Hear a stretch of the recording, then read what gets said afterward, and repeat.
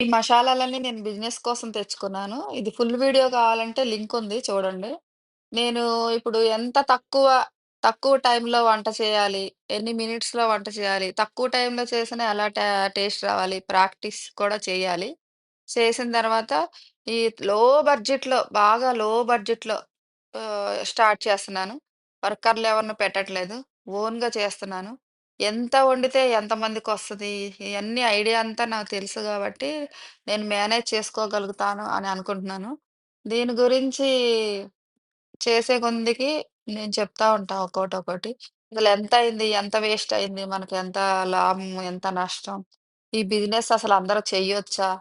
అన్నది మాత్రం నేను తర్వాత నాకు అనుభవం అయినాక చెప్తా ఉంటా. ప్రస్తుతానికైతే నేను మొదలుపెడుతున్నాను. తర్వాత మెల్లమెల్లగా చెప్తా ఉంటా. ఎందుకంటే మళ్ళీ జనాలు పెట్టి లాస్ పోకూడదు గదా! ఇందులో ఒకరు దిగి అందరికి